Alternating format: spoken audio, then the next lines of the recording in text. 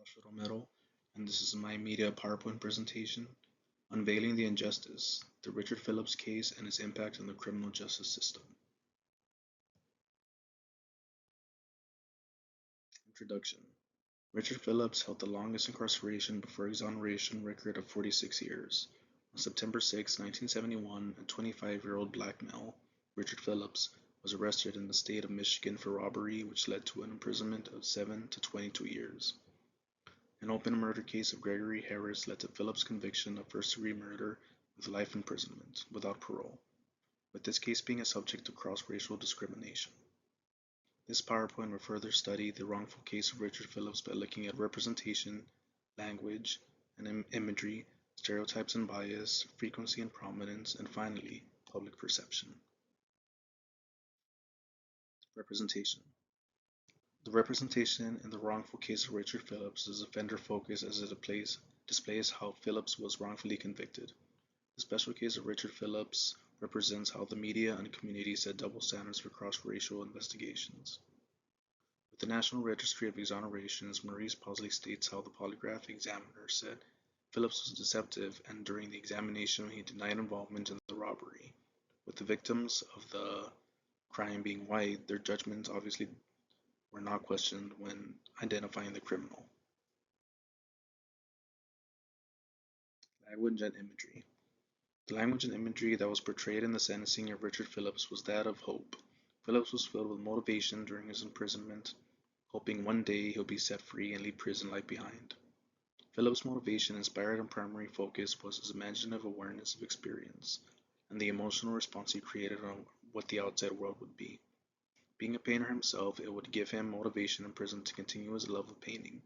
With a total number of 400 paintings made his mind at ease. With him being free now, he now presents his art in galleries. As you can see there, his pictures are in display.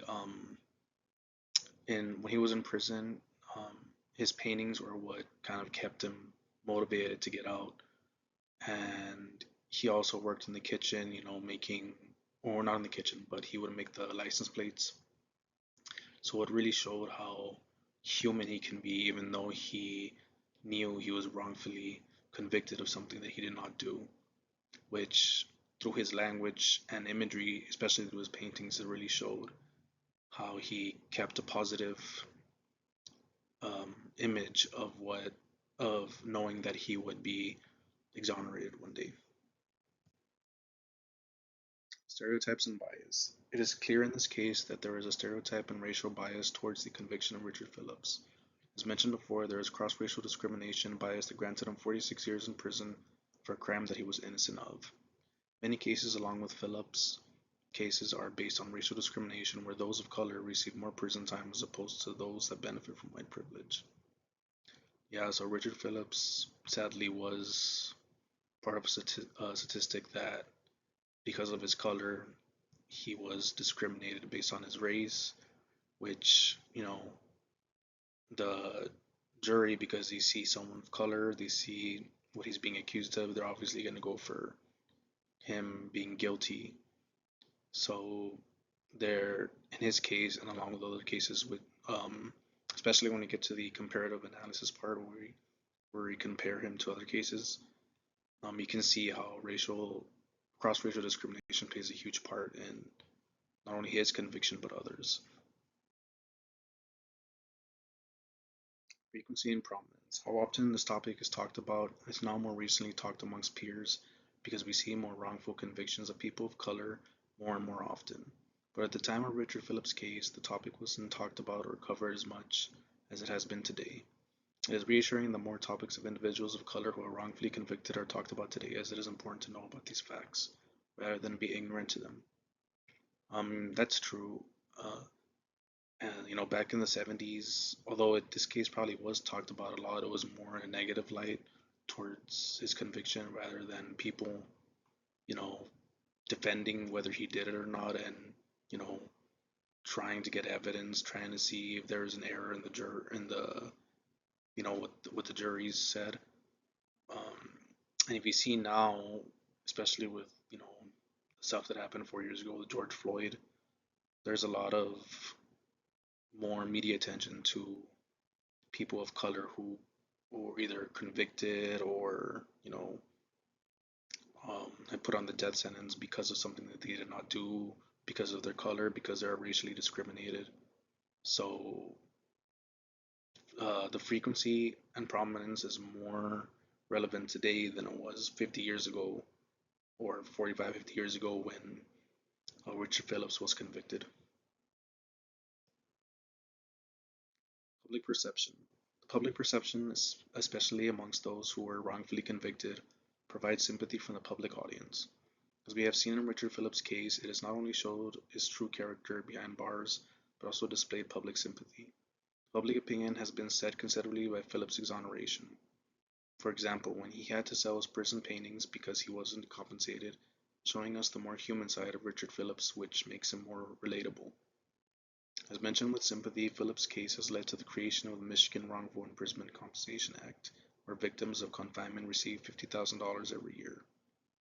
So the video that I posted there basically talks about how he waited 45 years to be exonerated, and throughout that painting it throughout the video, it shows how his paintings and his love for paint, which goes back to the language and imagery, where you can kind of see that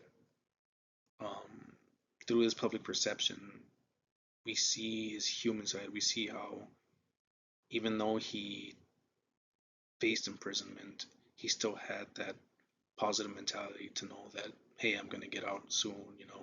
I know that I didn't do the crime that I'm being convicted of, and he knew sooner or later that eventually he would be set free.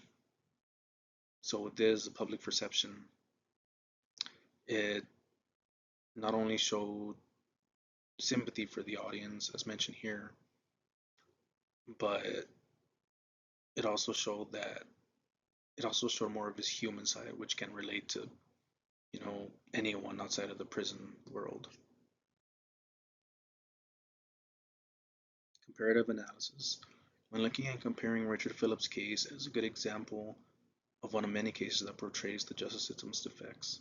When comparing Phillips's case to others that are similar, two cases are the Central Park Five and the case of Steven Avery. In the Central Park 5 case, it involved 5 young men who were wrongfully accused of assaulting a jogger in 1989, where they were sentenced ranging from 7 to 13 years of imprisonment. They were later exonerated in 2002 when the real assailant was caught due to DNA evidence. In the Steven Avery case, he was charged with sexual assault and charged with 18 years until he was acquitted due to DNA evidence as well. So you can see how Richard Phillips' case has similar traits to other cases like the Central Park 5 case, which originally there was 6 men who were convicted, but one of them was convicted on another charge, and the 5 were convicted of assaulting a jogger, which, if you have not seen the Netflix show When They See Us, that really shows how cross-racial discrimination was used against these 5 individuals. And compared to Richard Phillips' case, it really makes you think about how our jury uses cross-racial discrimination compared to those that try to go the extra mile to find some evidence to see that they were innocent. In conclusion, we can see that Richard Phillips' case sets the stage for cross-racial discrimination, stereotypes, and bias, amongst other cases that were also mentioned, such as the Central Park 5 and the Steven Avery case. There needs to be change set within when it comes to wrongful convictions. Procedural protections need to be set to ensure fairness and equality is put in place. Furthermore, I want to read the conclusion that was in our paper that further goes into detail about Richard Phillips' case and how it goes with cross-racial discrimination and stereotype and bias.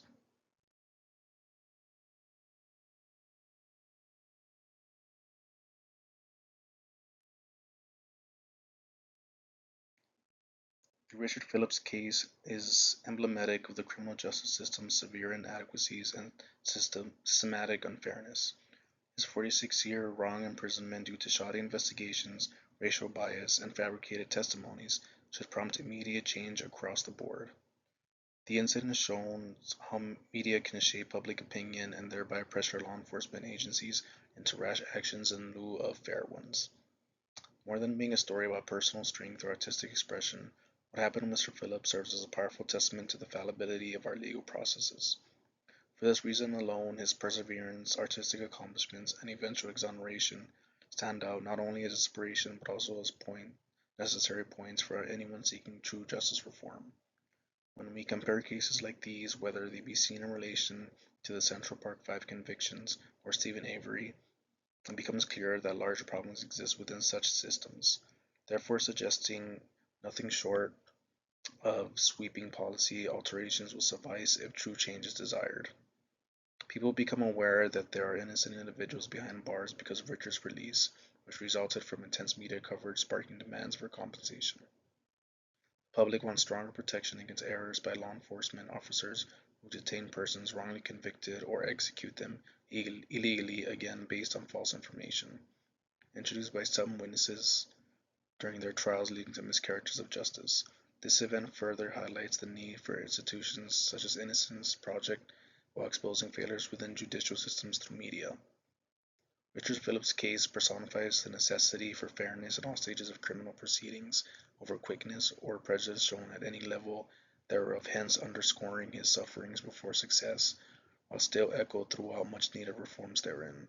It also painfully reiterates that time spent waiting cannot be equated with fairness denied, thus necessitating continuous watchfulness so nobody else undergoes similar torment. And to go with that, as said here in the conclusion in our PowerPoint, the best way to avoid wrongful convictions is obviously through procedural protections. Now, with procedural protections, it offers the inmate or those accused a better chance of a fair trial, as in it offers them more evidence that can be shown to the court, or maybe errors that come up that somehow the jury did not know about.